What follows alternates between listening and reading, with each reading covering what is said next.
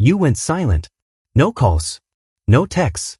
No checking their profile at midnight just to feel close to something that was destroying you. You just stopped. And the moment you did, something shifted, not just in you, but in them. Because silence, to a narcissist, is not peaceful. It is not neutral. It is the loudest, most terrifying thing you could have ever done to them. Most people think no contact is about you healing. And it is. But there's another story running parallel to yours, one happening on their side of the silence. A story most people never get to see. What actually occurs inside the mind of a narcissist when you disappear completely?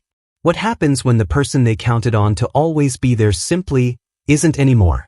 That's what this is about. You need to understand this, not to feel powerful over them, not to play games, but because understanding what happens to them helps you stop second-guessing yourself.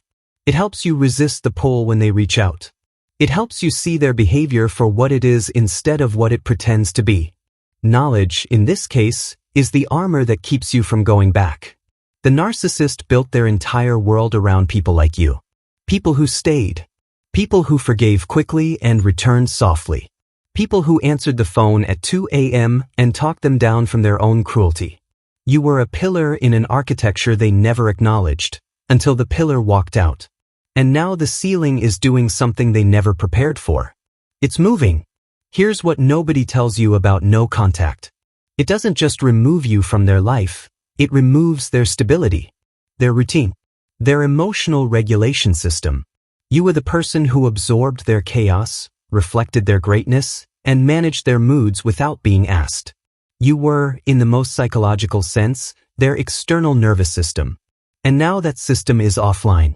The stages I'm going to walk you through are not linear in every case. They don't always arrive in perfect order, but they do arrive. Because the narcissist's psychology is predictable, not because they're simple, but because their needs are. Strip away the complexity and what you find is someone desperately trying to feel okay in a world that suddenly stopped cooperating. If you're watching this while in no contact, hold on. I know it doesn't feel powerful right now. I know some days it feels like loss dressed up as strength. I know you've checked your phone more than you'd admit. That's human.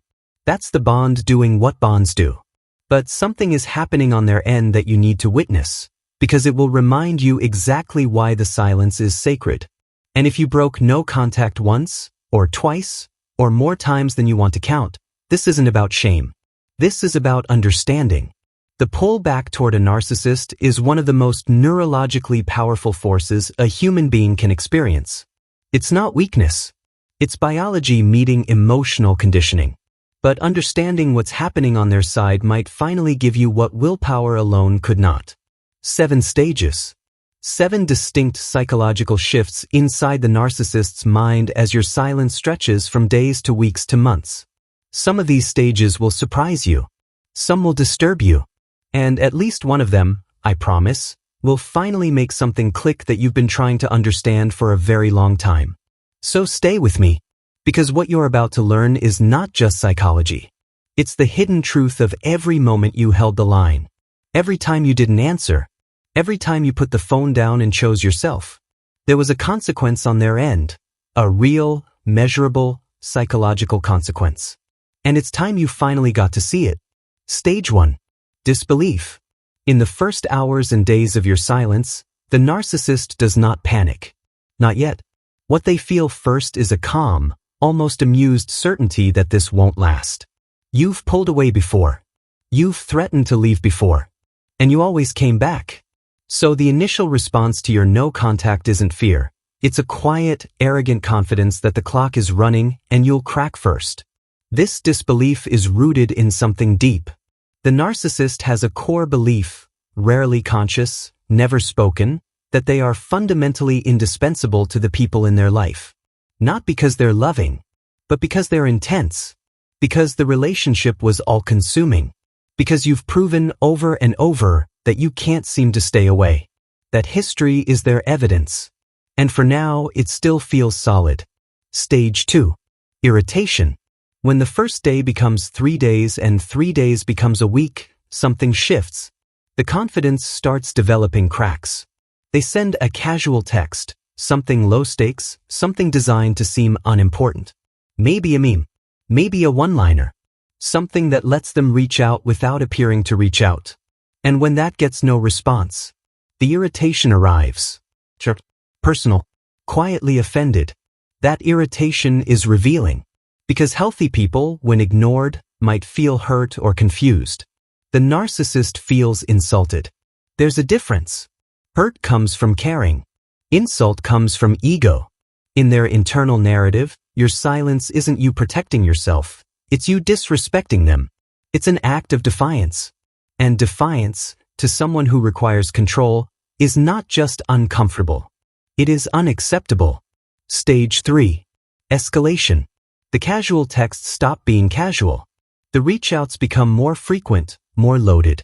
A guilt-laden message. A reminder of something you shared. A suddenly urgent problem that only you can help with. This is the escalation phase, and it's designed to trigger your empathy, your guilt, your sense of responsibility. They are not reaching out because they miss you.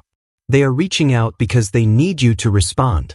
Watch the language in these messages carefully. It will cycle through several modes: warmth, then resentment, then need, then detachment, sometimes all within the same conversation.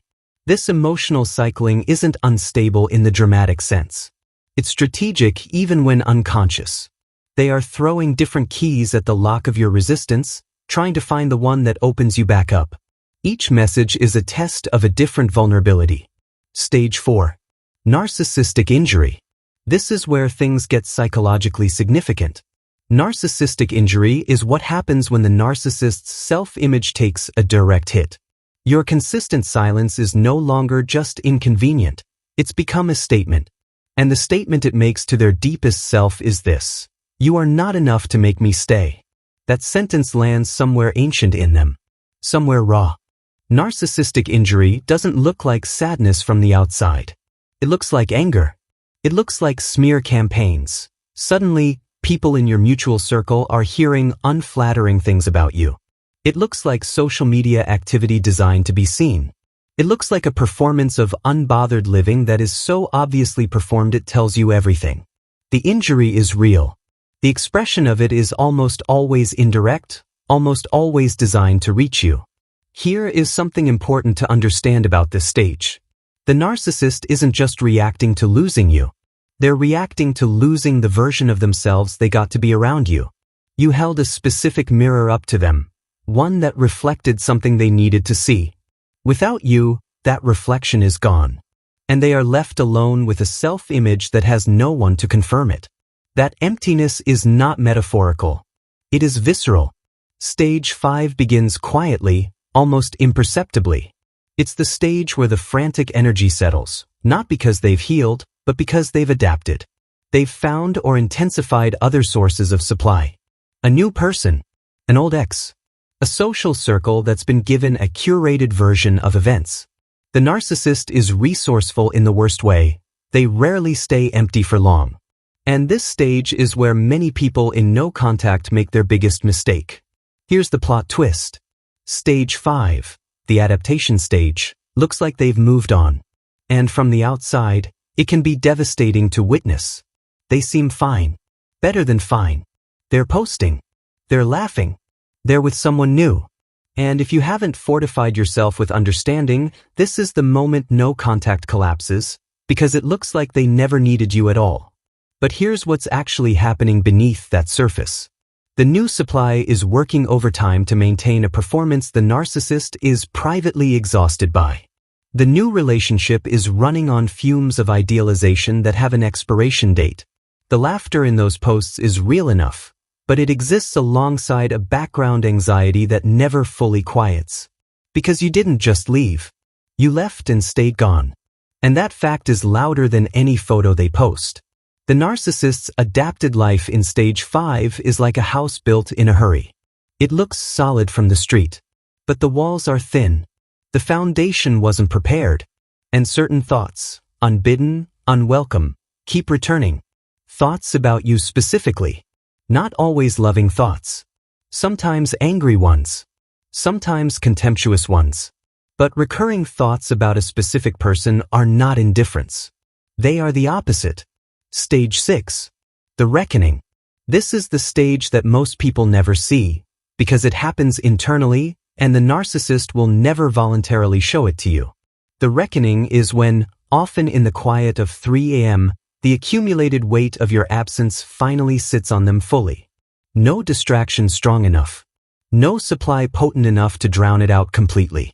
Just the silence you chose, echoing. What happens in the reckoning varies. Some narcissists experience it as rage, a boiling, irrational fury at you for having the audacity to stay gone. Some experience it as a strange, hollow grief they can't name or explain to anyone. Some experience it as obsession, replaying the relationship, rewriting their role in it, editing their own culpability until the story makes them the victim of your cruelty. However it arrives, something is being processed. And this is when the grand gesture arrives. The long letter, the unexpected call from a blocked number, the message through a mutual friend, the public post that is unmistakably directed at you. This is the narcissist attempting to puncture your silence with something significant enough to demand a response. And it often comes wrapped in the most convincing language they've ever used, because by now, they've had time to craft it. Here is what you must understand about the grand gesture. It is not evidence of change. It is evidence of desperation. These are not the same thing. A changed person shows up differently over months of consistent behavior. A desperate person crafts the perfect message at 3 a.m. and hits send before the rational mind can stop them. The eloquence of the gesture is not proportional to its sincerity. Sometimes the most beautifully written thing is the emptiest. If you hold no contact through the grand gesture, and that is one of the hardest moments you will face, something remarkable happens.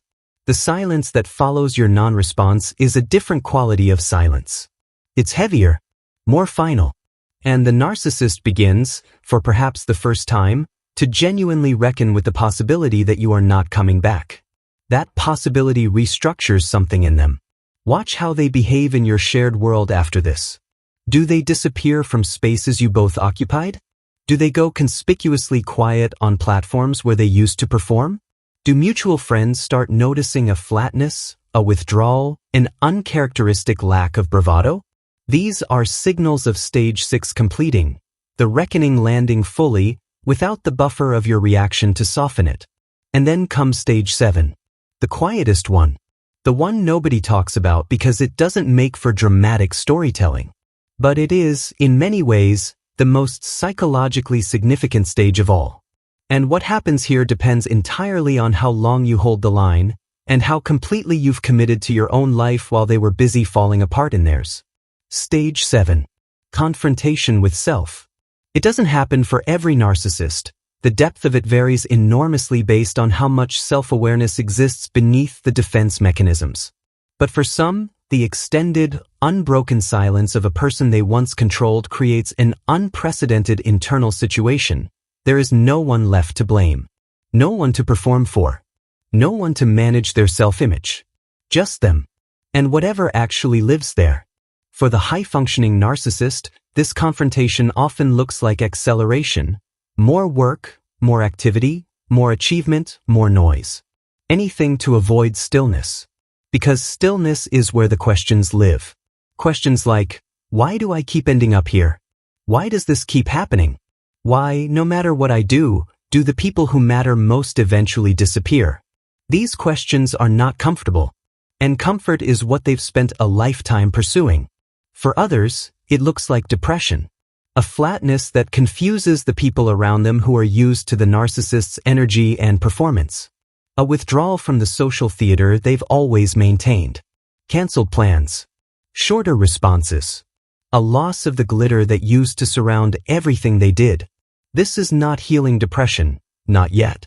This is the collapse of the performing self when the audience it was performing for is gone. Here's the consequence nobody warns you about when you consider going back. Every time a survivor breaks no contact, they don't just re-enter the relationship, they interrupt stage 7. They pull the narcissist back from the edge of a confrontation that might eventually lead somewhere real. They rescue them from the one experience that has any chance of creating genuine reflection. Your return is their escape hatch from themselves. Think about what that means. Your compassion, your hope, your inability to watch someone suffer. These things, as beautiful as they are in every other context, become the mechanism that prevents the narcissist from ever having to face what they are. Not because you're doing something wrong, but because the timing of your return always arrives just before the truth does. You become the thing that stands between them and their own reckoning. The consequences on your side of this are quieter but just as real. Every cycle through hope and disappointment deposits something in you that's hard to name, a kind of chronic low-grade sadness. A hypervigilance that follows you into rooms where there is no threat. A difficulty trusting your own perceptions because they've been questioned so many times. These are not character flaws. These are injuries. Treat them like injuries. There is a particular kind of loneliness that survivors of narcissistic relationships carry. It's the loneliness of having been deeply known and completely unseen at the same time. The narcissist studied you, your triggers, your needs, your rhythms, not to love you better, but to manage you more effectively. And the grief of realizing that is not something you can explain to people who haven't felt it. It lives in a specific, wordless place. The collapse phase is also where clarity finally arrives. Slowly, uncomfortably, and undeniably. You start to see the relationship not through the lens of who they could have been, but through the lens of who they consistently were. And those two images are so different they almost don't match. The person you loved and the person who was actually there were never quite the same person. That gap, that space between the dream and the reality, is where so much of your grief lives. And there's anger in that clarity. Righteous, necessary anger. Not the kind that destroys, the kind that informs. The kind that says, I deserved better than this. I gave something real to someone who was not capable of receiving it properly.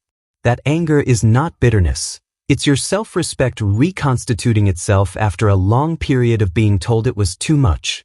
Let it come. Don't apologize for it. It's yours. The full weight of no contact, what it costs you, what it does to them, what it reveals about the relationship, doesn't arrive all at once. It arrives in pieces. On a Tuesday afternoon when you realize you haven't thought about them in 3 days. In the middle of a conversation with a friend where you laugh from somewhere real. In the quiet moment before sleep when the dread that used to live there is just gone.